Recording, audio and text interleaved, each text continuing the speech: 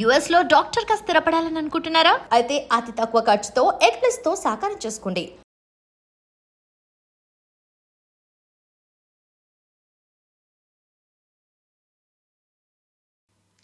And తర్వాత నువ్వు ఎక్కువ పనిచేసిన హీరో చెప్పుకోవాలంటే వెంకటేష్ గారు అనుకుంటా. వెంకటేష్ గారు 2 ఫిల్మ్స్ సార్తో కూడా 2 ఫిల్మ్స్ చేశాను. అండ్ ధర్మచక్రం నీ క్యారెక్టర్ చాలా బాగుంటుంది. మంచి రోల్, చాలా మంచి రోల్ ధర్మచక్రానికి వచ్చేటప్పటికి, రైట్?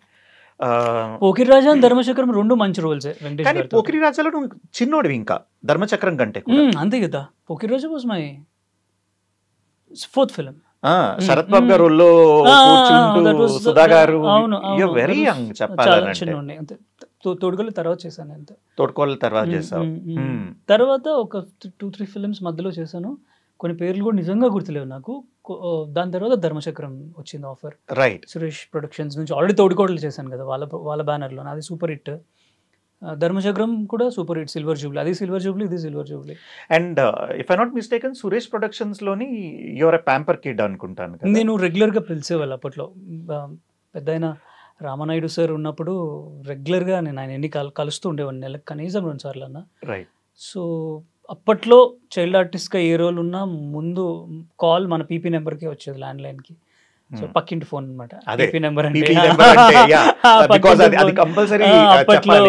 ఈ జనరేషన్ కి తెలియదు కదా, నోబడీ నోస్ అబౌట్ పీపీ అంటాం. పీపీ అందులో ఈవెన్ విజిటింగ్ కార్డ్ లో కూడా ఉండేది, master Dilip Kumar, cine child artist, landline number కింద పీపీ. మన ఫిలిం నగర్లో మన ఇంటికి ఒక 2 హౌసెస్ పక్కన ఆంటీ వాళ్ళు ఒక 2 సంవత్సరాలు 3 సంవత్సరాలు పిలిచారు రిమోట్లు నొక్కి. పాపం మిడ్ నైట్ లేదా వాళ్ళకి మీకు రిమోట్ ఉండేదా? రిమోట్ ఉంటుంది, రిమోట్ బెల్ ఉంటుంది. షూట్ కాల్ రాగానే నొక్కుతారు. మమ్మీ వెళ్ళిపోయేవాళ్ళు డైరీ పెన్ను పట్టుకొని. ఓకే. కనుక్కుంటారు ప్రొడక్షన్ ఏమేంటి, షూటింగ్ ఎప్పుడు, ఎన్ని రోజులు డేట్స్. ఎందుకంటే స్కూల్ ఉంది కదా, మళ్ళీ స్కూల్లో చెప్పాలి ఎన్ని డేస్ డేట్స్, రెమ్యునరేషన్ ఎంత, ఎవరు హీరో అన్నీ రాసుకుంటారు, మొత్తం రాసుకునేవాళ్ళు డైరీలో. సో అలా జనరల్గా ఒకవేళ అలాంటి టైంలోని లేట్ నైట్ ఏమైనా ఫోన్ వచ్చి వాళ్ళు ఏమైనా కొంచెం తిట్టుకోవటం అలాంటివి జరుగుతాయి? ఎప్పుడు తిట్టుకున్నారో తెలియదు కానీ పాపం ఎప్పుడు పిలిచేవాళ్ళు. అవునా? 11 ఒకసారి 11:30కి వచ్చేది కాల్. 12కి కూడా వచ్చిన రోజులు ఉన్నాయి, ఐ స్టిల్ రిమెంబర్. అంటే స్కూల్కి వెళ్తా కదా గబక్న. ఆ ఫిలిం నగర్ మనకి అపార్ట్మెంట్స్ లాగా ఉంటాయి, ఆ ఇల్లులేనా? Okay okay okay okay, right. So అక్కడ నుంచి దెన్ ప్రాబబ్లీ అది అయిన తర్వాత నెక్స్ట్ కంటిన్యూ అయిపోయింది. ఇంకా ధర్మచక్రం, బావగారు బాగున్నారా, గురుగారితో, చిరంజీవి గారితో అక్కడ కూడా వస్తా. ఇంకా బ్యాక్ టు బ్యాక్ బిజీ ఉన్నా. బేసిక్గా నాకు ఏ స్కూల్లో కూడా సీట్ ఇవ్వలేదు చదువుకోవడానికి. ఎందుకంటే 30 రోజుల్లో 20 రోజులు 22 రోజులు షూటింగ్లో ఉండే ఎవరిస్తారు. నేను చదివిన స్కూల్ ప్రిన్సిపల్ గారు, ఆయన మా ఊరే అనమాట. ఆయన కొంచెం సినిమా పిచ్చి ఉండేది అప్పుడు. అరే సినిమానా అని ఆయన కూడా బాగా ఎంకరేజ్ చేసేవాళ్ళు. సో ఋతురాగాలు సీరియల్ చేసేవాడిని అప్పట్లో. రైట్. ఋతురాగాలు చాలా డేట్స్ ఎక్కువ లాగేసేది యాక్చువల్ ఆ సీరియల్కి. నాకు పర్ మంత్ 10 to 15 days ఆ మూవీ. 2 years చేసా. 2 years చేసావా? ఇప్పుడు మామూలుగా ఒకవేళ ఆ రోజుల్లో టీచర్స్ కానీ ప్రిన్సిపల్ కానీ ఇలా పాడుతున్నా యాక్టింగ్ చేస్తున్నా ఏదన్నా కొంచెం అక్షంతలు వేసినా సపోర్ట్ చేసేవారు. అయ్యో డెఫినెట్లీ చేసేవారు. అంటే ఒక్కరిని కూర్చోబెట్టి ఎగ్జామ్స్ రాయించేవారు, అదే పెయిన్ఫుల్ ఉండేది నాకు. గ్రూప్లో కూర్చుంటే ఎవరో ఏదో ఒకటి చూపించేవాళ్ళు. నేను ఎగ్జామ్ స్కిప్ అయ్యేసరికి నేను మళ్ళీ వెళ్తా కదా, నా కోసం సపరేట్ క్వశ్చన్ పేపర్ క్రియేట్ చేసి కూర్చోబెట్టి నేను ఒక్కని పక్కన సపరేట్ బెంచ్ మీద కూర్చోబెట్టి రాయమనేవాళ్ళు. నేను 7th స్టాండర్డ్ ఫెయిల్ అయిపోయాను. ఒక సబ్జెక్ట్ 2 సబ్జెక్ట్లో ఉండిపోయినాయి అనమాట. సో ఈవెన్చువల్లీ దానికి మళ్ళీ స్పెషల్ కేటగిరీ మీద రీటెస్ట్ అని చెప్పారు. అది మనకి సమ్మర్ వెకేషన్ తర్వాత రీటెస్ట్ ఉంటుంది. వెళ్ళంగానే టెస్ట్ పెడతారేమో అని, మేడం రీటెస్ట్ అంటే, రే ఏం కొత్త పాటలు నేర్చుకున్నావు అన్నారు. అంటే ఇలా నేర్చుకున్నాను, 2 పాటలు పాడేస్తే పాస్ అయిపోయి వెళ్ళిపో. అంటే బేసికలీ ఏదైనా యాక్టివిటీస్ ఉన్నాయి అని అంటే కొంచెం వీళ్ళకి కన్సిడరేషన్ ఇద్దాము, because they might bring encourage చేసేవారు. ఇప్పుడు వేరు, ఇప్పుడు కిడ్స్ అందరు చాలా మంది reels, shows, TV shows, YouTube వీడియోస్లో చాలా మంది పిల్లలు చాలా బిజీ ఉన్నారు, చాలా మంది టాలెంటెడ్ వాళ్ళు వచ్చారు. అప్పట్లో లిటరల్లీ చాలా తక్కువ మంది ఉండేవాళ్ళు, ఫింగర్ టిప్ మీద కౌంట్ చేసుకోవచ్చు చైల్డ్ ఆర్టిస్ట్లని. అవును. అండ్ స్కూల్లో కూడా స్పెషల్గా చూసేవాళ్ళు.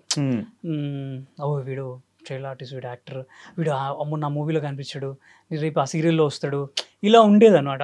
దాంతో కొంచెం అండ్ కొంచెం ఇన్ఫర్మేషన్ కూడా లీక్ చేయొచ్చు, నెక్స్ట్ ఏమవుతుంది అడిగేవాళ్ళు ఆ సీరియల్స్లో చేసేటప్పుడు అడిగేవాళ్ళు నెక్స్ట్ ఏం వద్దురా, అందులో ఏం వద్దురా అని. సో ఐ థింక్ సినిమాల్లో చైల్డ్ ఆర్టిస్ట్గా చెప్పాలనుకుంటే జయం. That was my last film, child ఆర్టిస్ట్గా లాస్ట్ ఫిలిం. జయం is the last film. Tamil last film. ఈ రెండింటికి ఎంత డిఫరెన్స్ ఉంది? 6 months 8 months వెంటనే 9 months అంతే మ్యాక్స్. ఇక్కడ హిట్ అయింది, అక్కడ రైట్స్ తీసుకున్నారు ఎడిటర్ మోహన్ గారు, అక్కడ వేరే వాళ్ళని ట్రై చేశారు, వాళ్ళ అబ్బాయిని పెట్టి తీసిన సినిమా, వాళ్ళ అబ్బాయిని పెట్టి రాజా అన్న డైరెక్టర్, పెద్ద అబ్బాయి, రెండో అబ్బాయి రవి అన్న హీరోగా చేశారు. వేరే వాళ్ళని ట్రై చేశారు, ఇక్కడ నుంచి ఎందుకు తీసుకెళ్ళటం, నాకు తమిళ్ కూడా రాదు అప్పుడు, ఇప్పుడంటే తమిళ్ బావచ్చు కానీ, బట్ వాళ్ళకి ఎవరు దొరకలేదు సార్ వాళ్ళకి. దాన్ని మనకి కాల్ చేశారు, నేనే వెళ్ళి ఆ రోల్ చేసేసి వచ్చాను అనమాట. ఇంకా ఫైనల్గా మనం నీ చైల్డ్హుడ్ క్యారెక్టర్స్లో మాట్లాడుకోవాల్సింది మనం చిరంజీవి గారి కోసం మాట్లాడుకోవాలి. నీకు చాలా మంచి ఎక్స్పీరియన్స్ ఉన్నాయి, ఎందుకనంటే మనం మాట్లాడుకుంటున్నప్పుడు నువ్వు చెప్తూ ఉంటే ఇట్ వాజ్ లైక్ బా ఏమన్నా లైఫ్ అసలు ఈ మనిషిది అని అనిపిస్తూ ఉంటుంది. How was your first interaction with him? Chiranjeevi గారితో ఫస్ట్ ఇంటరాక్షనా, బావగారు బాగున్నారా, ఒక చెరువు దగ్గర చేస్తున్నాం, గండిపేట అనుకుంటా, గండిపేట లేకే అనుకుంటా, ఇఫ్ ఐఎమ్ నాట్ రాంగ్. ఆ రోజు ఫైట్ సీక్వెన్స్, కనన్ మాస్టర్ అందరూ ఉన్నారు, నన్ను రామ్ లక్ష్మణ్స్లో ఒకరు కొట్టే సీన్. ఆయన అప్పుడు ఫైటర్గా ఉండేవారు, ఆయనకి ఫైటర్గా ఉండేవారు, ఆయన వర్క్ చేశారు, ఆయన అసిస్టెంట్ ఫైటర్గా చాలా సినిమాలు చేశారు. సో ఫైటర్గా చేస్తున్నప్పుడు నన్ను కొట్టాలి ఆయన, ఆ సీన్ అది. ఫస్ట్ టైం చిరంజీవి గారు పంచకట్లు కాదు, ఒక pant and black shirt, if I'm not wrong, ఉంటారు అక్కడ. జయప్రకాష్ గారు, ఇట్లా అందరూ పెద్ద పెద్ద యాక్టర్స్ ఉన్నారు అక్కడ ఆల్రెడీ. వినోద్ గారు చనిపోయారు, వినోద్ గారు. ఆ రోజు ఫస్ట్ టైం నేను దిగి అక్కడ అలా కనిపిస్తున్నారు ఆయన, చిరంజీవి గారు. నేను మేనేజర్ని అడిగా, మోహన్ అంకుల్ ఉండేవాళ్ళు చిరంజీవి గారి మేనేజర్. అంకుల్ నేను తీసుకెళ్ళి ఒక్కసారి ఆయనకి హాయ్ చెప్తానంటే, నేను బిజీ ఉన్నాను ఉండి తీసుకెళ్తే, ఈలోపు మా మదర్ వచ్చారు షూట్కి, మా అమ్మ తీసుకొని వెళ్ళింది, రా చెప్తా వెళ్దాం, హాయ్ చెప్తా రా. మా మదర్ కూడా చాలా పెద్ద ఫ్యాను, ఆయన దగ్గరికి అలా వెళ్తుంటే గుండె tick tick tick tick tick tick అని కొట్టుకుంటుంది. ఇంకా ఫస్ట్ టైం ఆయన అలా వెళ్ళి నేరుగా చూసి, సార్ హాయ్ సార్ అంటే, హాయ్ నీ పేరేంటి, దిలీప్ కుమార్, ఈ రోల్ నువ్వే కదా చేస్తున్నావు, బాగా చేయి, ఓకే ఏ ఊరు, నేను చెప్పట్లా, మా మదర్ గుంటూరు అండి, ఓ గుంటూరు అమ్మ, ఓకే ఓకే మేము మీ ఫ్యాన్ అండి అంటే, ఓకే అమ్మ థ్యాంక్ యూ. ఇంకా అంతే, నేను అలా స్టన్ అయిపోయి ఉన్నా, ఆ రోజంతా అలాగే ఉన్నా, ఆ మూడ్లో ఉన్నా నేను. ఇంకా ఎంతో ఇంకా ఇప్పుడు స్క్రీన్ మీద ఆయన చూస్తూ ఉండేవాడిని, ఒక అభిమాన నటులు, దైవంగా భావించే వాళ్ళం అప్పట్లో, అలా ఉండేది కదా. సో సడన్గా ఆయన చూసేసరికి ఆబ్వియస్లీ. ఎన్నాళ్ళు కాల్ షీట్ అది? బాగున్నారు ఐ గెస్ 5 days 1 week చేసినట్టున్నా. చెన్నైలో కూడా షూట్ చేసాం మేము. అది ఒకటే చేసారు చిరంజీవి గారితో కాదు కదా? నో బావగారు బాగున్నారా, స్నేహం కోసం, ఆయన చిన్నప్పుడే, ఏఎన్ రత్న గారు ప్రొడ్యూసర్, అన్నయ్య చిరంజీవి గారు చిన్నప్పుడే, ముత్యాల సుబ్బయ్య గారు, డాడీలో స్టార్టింగ్ యాక్సిడెంట్ సీన్, అది ఎడిట్లో కొంచెం పోయింది కానీ, బట్ యా. సో ఓవరాల్గా చెప్పుకోవాలంటే చిరంజీవి గారితో నీకు ఎక్కువ సినిమాలు? 4 సినిమాలు చేశాను సార్ తోటి. ఆయన కాంబినేషన్ 2, ఆయన చిన్నప్పుడు 2. ఎక్కడైనా టాలెంట్ ఉంటే డెఫినెట్గా సార్ ఐడెంటిఫై చేసి ఏదో ఒకటి ఇస్తారు. ఆయన చాలా బాగా ఎంకరేజింగ్గా మాట్లాడతారు. అలాగా నీ విషయంలోని చిరంజీవి గారు ఐడెంటిఫై చేసింది ఏంటి, ఆయన నీకు ఏం అడ్వైజ్ ఇచ్చారు? 2013లో ఇద్దరం ఒకే జిమ్కి వెళ్ళేవాళ్ళం. ఓ అవునా? ఒక జిమ్కి వెళ్ళేవాళ్ళము. నాకు తెలియదు సార్ అక్కడికి వచ్చేవారు. ఓకే, యాక్సిడెంటల్గా కలిశాను. అసలు నాకు ఇంకా మాటలు రాలేదు. దగ్గరికి వెళ్ళిపోయి జిమ్ చేస్తున్నారు. సార్ హాయ్ సార్, హాయ్ అమ్మా సార్, అది నా పేరు దిలీప్ కుమార్, నేను మీతో చేశాను. ఏ మూవీస్ చేసావు గుర్తు రావట్లేదు చెప్పా. అరే నువ్వా, చాలా పెద్దోడు అయిపోయావు, ఎలా ఉన్నావు ఏంటి అంటే, బాగున్నాను సార్. ఎక్కడ ఉంటున్నావు అంటే, ఇప్పుడు చెన్నైలో ఉంటున్నా. యాక్చువల్లీ నేను ఎక్కువ తమిళ మూవీస్ చేస్తున్నా. ఇలా చేస్తున్నాను సార్, ఇలా అన్న. వెరీ గుడ్, వదలొద్దు, ఒక్క రోజులో ఏది రాదు. సో ఈ ఇంటరాక్షన్ చెన్నైలోనా సార్? హైదరాబాద్లోనే, ఇక్కడ జిమ్లోనే. ఈ అవకాశం మళ్ళీ రాదు, సినిమా అవకాశం ఎప్పుడు కూడా. ఇంకా చిన్నప్పటి నుంచి ఉన్నావు కదా, టైం పడుతుంది, టక్కని రాదు, టైం పడుతుంది. గుడ్ లక్, ట్రై చేస్తూ ఉండు. రోజు వస్తున్నావా అన్నారు. సార్ రీసెంట్గానే జాయిన్ అయ్యాను ఇక్కడ అన్న. రేపటి నుంచి రా చేద్దాం జిమ్ అన్నారు. ఇంకా రోజు ఆయన వెళ్ళే టైంకి మార్నింగ్కి నేను అదే టైంకి వెళ్ళేవాడిని. ఓ సో ఇద్దరం కలిసి జిమ్ చేస్తూ ఉండేవాళ్ళం. ఒకరోజు ఒక 10 minutes లేట్ అయింది నేను ఇంటి దగ్గర నుంచి రావటం.